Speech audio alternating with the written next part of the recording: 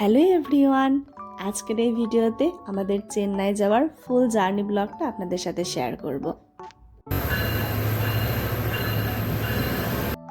আমরা গেদে বর্ডারের মাধ্যমেই বাংলাদেশ থেকে ভারত গিয়েছি, যার জন্য প্রথমেই আমাদের সাগরদাঁড়ি ট্রেন ধরে দর্শনা যেতে হয়েছে। সেখান থেকে ইমিগ্রেশন কমপ্লিট করার পরে আমরা গেদে স্টেশনে যাই, সেখান থেকে আবার একটা ট্রেন ধরে আমরা দমদমে যাই। দমদম থেকে দমদম এয়ারপোর্ট থেকে আমাদের ফ্লাইট ছিল ভোরবেলা, আর দমদমে আমাদের রিলেটিভ আছে, আমরা তাদের বাসাতেই নাইট স্টে করেছিলাম। আমার বাবা মা যেহেতু এর আগেও দুইবার তারা চেন্নাইতে চিকিৎসার জন্য গিয়েছে, তাই তাদের কাছে ফ্লাইটের এক্সপিরিয়েন্স নতুন না, কিন্তু আমার এবং আমার বোনের কাছে এটা ছিল প্রথম বিমান ভ্রমণ, যেটা আমাদের দুজনের কাছে অনেক এক্সাইটিং ছিল, অনেক কিছু শেখার ছিল, অনেক কিছু জানার ছিল, এবং পুরো মুহূর্তটা একটু অন্যরকম একটা ফেজের মধ্যে দিয়ে কেটেছে। তো আমি আমার দিক থেকে যতটা সম্ভব শেয়ার করার চেষ্টা করব। দমদম পৌঁছানোর পর আর অন্য কোনো ভিডিও ক্লিপ নেওয়ার সুযোগ হয়নি, কারণ আমরা অত্যন্ত টায়ার্ড ছিলাম আর ব্যাক টু ব্যাক জার্নি ছিল। আমরা যেই দিন গিয়েছিলাম সেই দিন নাইট স্টে করার পর ভোরবেলা আমাদের ফ্লাইট ছিল। এয়ারপোর্টে যেহেতু 2 ঘন্টা আগে চেক ইন করতে হয়, তাই আমরা বেশ ভোরবেলায় রওনা দিয়েছিলাম। হাতে সময় রেখে যেহেতু কাজ করাটা বেটার, তাই আমরা অনেক আগেই এয়ারপোর্টে পৌঁছে গিয়েছিলাম। এয়ারপোর্টে ঢোকার পর থেকে বিভিন্ন ধরনের প্রসিডিওরের মধ্যে যেতে হয়।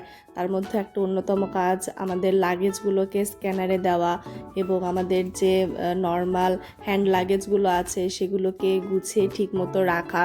তারপর সব কিছু মোটামুটি কমপ্লিট করে আমরা ওয়েটিং লজে কিছুক্ষণ অপেক্ষা করেছি। তারপরে আমাদের বোর্ডিংয়ের সময় হয়ে যায়। প্রায় আধা ঘন্টা কিংবা 45 মিনিট আগে সবাইকে বোর্ডিংয়ের জন্য ডাকা হয়। সবাই একটা সিরিয়াল মেনটেন করে বোর্ডিং পাস শো করে পুরো প্রসিডিওরটা কমপ্লিট করে। আর আমাদের ফ্লাইট ছিল air India express. Air India এক্সপ্রেসের পক্ষ থেকে যাওয়ার সময় আমাদেরকে একটি ইলেকট্রিক বাস প্রোভাইড করা হয়েছিল। আর এই যে আমাদের নির্ধারিত ফ্লাইট, বাসে করে আমরা এই ফ্লাইট পর্যন্ত এসেছিলাম। ফ্লাইটে ওঠার পরে আমাদের বোর্ডিং পাসে আমাদের সিট নাম্বারগুলো দেওয়া ছিল, তো সেগুলো দেখে আমরা আমাদের সিটে বসে গিয়েছিলাম। তারপরে আমাদের ফার্স্ট কাজ ছিল সিট বেল্ট লাগানো। এটা যে কোনো ফ্লাইটেরই একটা কমন রুল।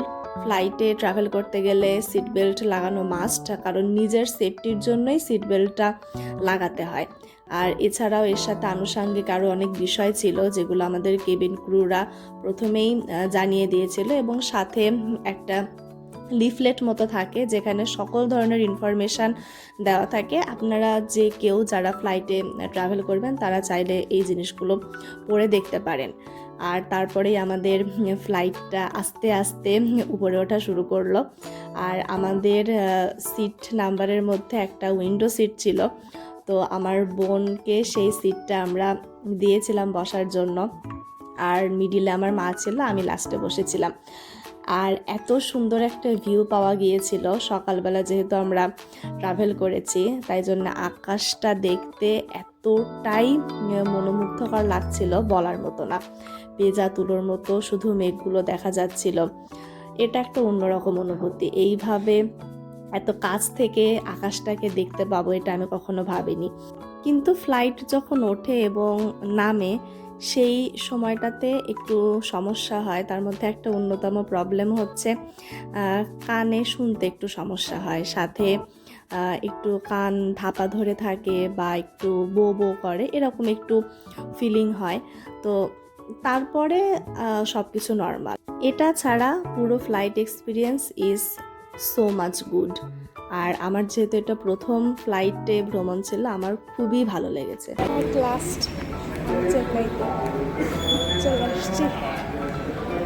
ফ্লাইট থেকে নেমে আমরা প্রথমেই লাগেজ কালেক্ট করতে গিয়েছিলাম, কারণ লেট হয়ে গেলে সেই লাগেজগুলো আবার অফিসে জমা থাকে।